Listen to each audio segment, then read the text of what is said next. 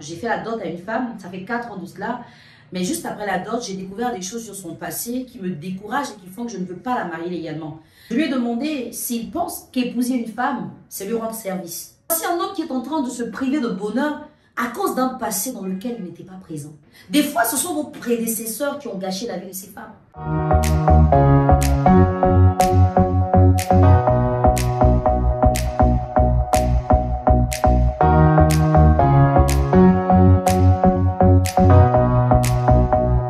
Je suis super heureuse de vous retrouver aujourd'hui pour une vidéo qui parle du passé d'une femme qui dérange son mari. Un passé assez lourd qui fait qu'il ne peut pas se décider au mariage légal. Qu'il a doté sa femme, ça fait 4 ans. Elle attend le mariage légal, sauf qu'elle ne sait pas qu'il ne viendra pas. J'en ai un peu parlé dans mon livre « Décodeur des hommes ». Un mariage qui ne viendra pas. Est-ce que vous avez lu le livre, hein? Est-ce que vous avez lu le livre? Les gens achètent, ils lisent, ils s'enrichissent. Et vous êtes là, vous discutez pour avoir les mêmes goûts. Peut-être vous voulez venir faire des séances de coaching. Tous les moyens sont bons pour moi de vivre de mon métier. Donc, je suis là, je vous regarde. Je suis assise par terre et je vous regarde.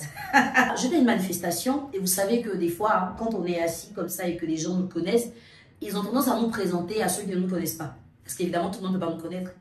Et donc, on me présente comme ça. Il y a un monsieur qui découvre que je fais du coaching matrimonial et qui profite pour me parler de sa situation. Je l'ai prévenu que j'en ferai l'objet d'une vidéo. Donc, voilà, c'est pas une histoire qu'on m'a racontée, que je viens raconter sans l'avis de la personne.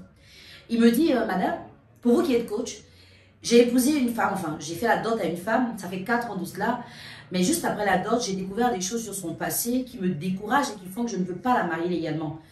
Et sauf que depuis 4 ans, elle attend le mariage légal, chaque fois je trouve des prétextes et tout, mais en fait, pour ce que j'ai appris, je ne peux pas faire d'elle ma femme légale. Et moi, je lui ai posé 3 questions. Ces 3 questions vont servir à des hommes qui pensent comme lui peut-être. Et peut-être que vous allez poser ces questions à vos hommes qui pensent comme lui, si vous le savez évidemment. J'ai demandé au monsieur, c'est quoi la différence pour lui entre le fait d'avoir marié la femme traditionnellement et le fait de la marier légalement? Il cherchait ces mots et j'étais un peu impatiente de l'entendre. Vu qu'il n'y avait pas de réponse, je suis passée à la deuxième question. Je lui ai demandé s'il pense qu'épouser une femme, c'est lui rendre service. Il n'avait toujours pas de mots pour me répondre. Et la troisième question que je lui ai posée, est-ce que vous croyez que si votre femme avait le contenu de votre passé, elle serait fière d'être votre femme aujourd'hui? À ça non plus, il n'a pas donné de réponse. Et moi, j'ai commencé à lui répondre donc. C'est l'Africain qui est comme ça en général. Quand un Africain doit juger les autres, il a l'énergie, il a les idées, il a tous les arguments, il a les proverbes, il a tout ce qui va avec. Mais quand un Africain doit parler de lui, il n'a plus de mots. Il ne sait plus quoi dire. Il ne sait plus comment réfléchir. Il ne sait plus comment matérialiser sa réflexion. Et c'est malheureusement le quotidien de plusieurs personnes dans leur relation. Quand vous décidez de vous mettre en couple avec un homme ou une femme, c'est son présent que vous épousez pour vous projeter dans son avenir. Ce n'est pas son passé que vous épousez. Parce que tout le monde a un passé. Il y a des hommes qui ont épousé des femmes pucelles et qui s'en sont glorifiés. Jusqu'à ce qu'ils se rendent compte que cette femme pucelle a peut-être préservé son corps, mais elle n'a aucune valeur à part le fait d'être pucelle. Mal éduquée, mal polie, impulsive, colérique, désordonnée, sans vision, sans objectif. Et finalement, le seul trophée qu'ils ont, c'est d'avoir épousé une femme pucelle. Ils ne peuvent même pas le dire à qui que ce soit. À combien de personnes tu vas dire chaque fois, moi ma femme, là, quand je la prenais, elle n'a pas connu d'homme. On n'a pas besoin d'entendre ça, on s'en fout. On a envie d'entendre des hommes dire, ma femme et moi, on est parti de tel niveau, mais aujourd'hui nous sommes à tel niveau. Quand on se rencontrait, on était étudiants. Aujourd'hui, nous sommes chefs d'entreprise. On a 4 enfants qu'on a scolarisés dans les meilleures universités. Notre enfant se marie aux États-Unis, il nous invite. On a notre visa, on part. Ou notre fille a accouché, ma femme va rester avec elle. Voici les choses dont les parents parlent. Combien de parents vous avez entendu dire, quand j'ai rencontré ma femme, elle n'avait connu aucun homme avant moi? Ça concerne qui? Et voici un homme qui est en train de se priver de bonheur à cause d'un passé dans lequel il n'était pas présent. Un homme qui est en train de priver une femme d'épanouissement à cause d'un passé dans lequel il n'était pas présent. Vous pensez que toutes les femmes qui ont beaucoup de partenaires sont des femmes qui ont choisi d'avoir beaucoup de partenaires? Écoutez, une femme qui saute la clôture pour un homme, qu'il soit son homme à vie. Elle veut qu'il soit le père de ses enfants. Elle veut qu'il soit le seul homme de sa vie. Mais les circonstances de la vie peuvent créer la rupture. Soit parce que ce n'est pas l'homme de sa vie, soit parce que l'homme n'était pas là pour de bonnes intentions, soit parce qu'elle a mal choisi, soit parce qu'elle-même n'a pas su entretenir sa relation. Il y a tellement de raisons qui séparent les gens. Mais en Afrique, il suffit qu'une personne ait plusieurs relations ou ait eu plusieurs relations qu'on la taxe de ce que je n'ai pas envie de répéter ici. Élevez un peu le niveau. Vous avez des sœurs qui ont connu des hommes à répétition, mais votre prière, c'est qu'on les épouse, non? Vous croyez que celui qui va venir épouser votre sœur, il n'a pas envie d'avoir une femme pucelle? Il n'a pas envie de dire à ses amis, je suis le seul homme de sa vie? Si, il a envie. Mais malgré l'état dans lequel votre sœur se trouve, votre prière, c'est que quelqu'un vienne la prendre, qu'il en fasse sa femme. Et parlons de la différence entre la dot et le mariage légal.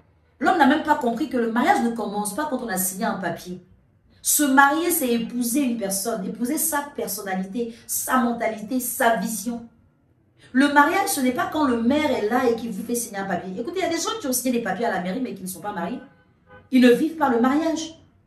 Ils ont juste signé les papiers. L'État de leur pays les connaît, mais les deux ne vivent pas le mariage.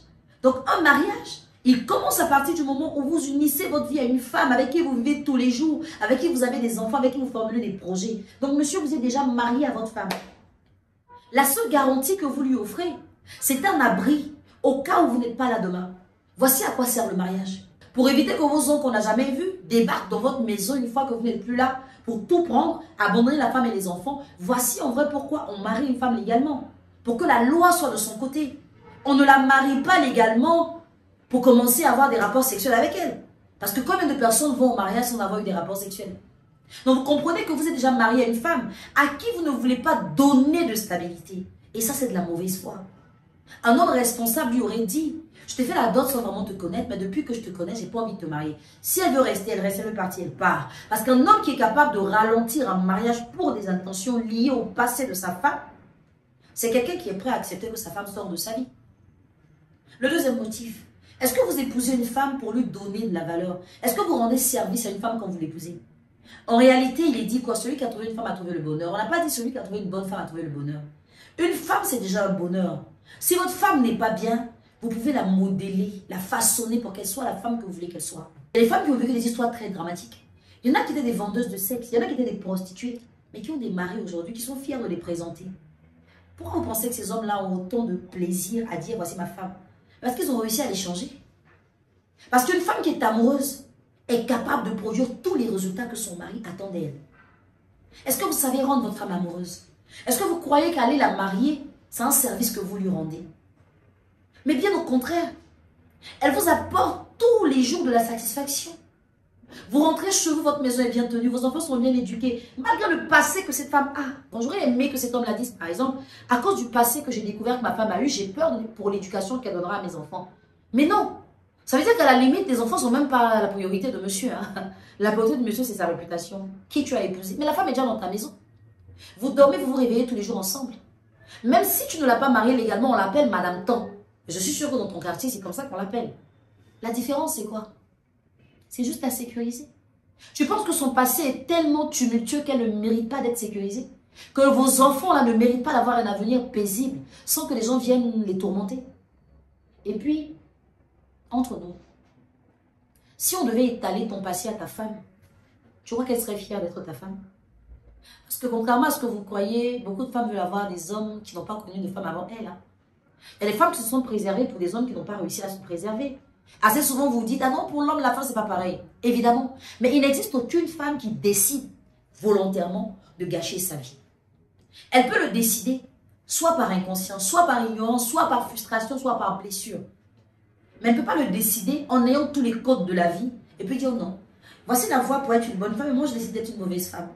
Des fois, ce sont vos prédécesseurs qui ont gâché la vie de ces femmes. C'est le premier homme qui a dit à cette femme, tu es belle, tu me plais, qui a gâché sa vie parce qu'elle s'est consacrée à lui, elle a tout fait pour lui. Et il l'a traité comme n'importe quoi. Toutes les femmes n'ont pas la même force psychologique.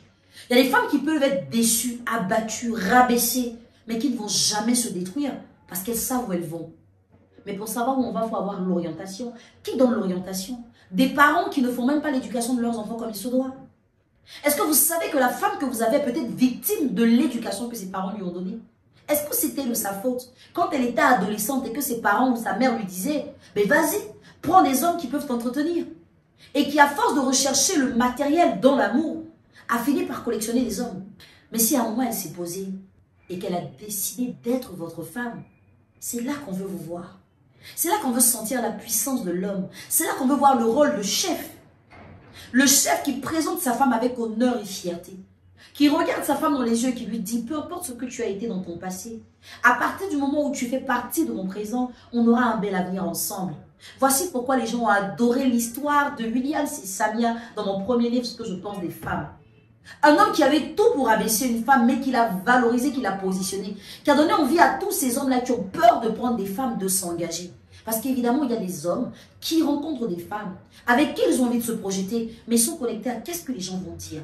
Ah, c'est toi qui as marié cette fille-là. Mais toi, tu es perdu, hein? Oui, je suis perdu par amour. Mais cet amour me permettra d'aider une femme à se retrouver et ensemble, on aura une voie bien tracée. Il y a des couples qu'on a vu tout de suite et on a dit, waouh, ça c'est l'amour parfait. Où est-ce qu'ils sont allés ensemble? Nulle part. Arrêtez les préjugés. Et soyez des personnes responsables. Quand vous choisissez une personne, vous ne la choisissez pas en extirpant d'elle ce qui fait partie de son histoire. Le passé d'une femme fait partie de son histoire. Il ne doit pas se reproduire dans son avenir, mais il fait partie de son histoire.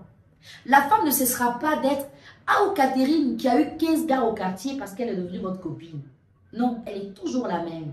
Sauf qu'aujourd'hui, elle n'en a plus 15, elle en a un seul. Seulement si cet homme qui est dans sa vie connaît sa place et sait lui donner la sienne.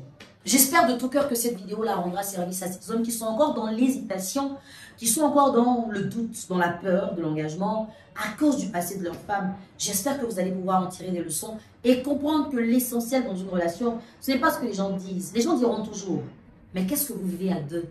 Si votre femme fait votre bonheur, allez-y la sécuriser, elle en a besoin. Oui, c'est normal.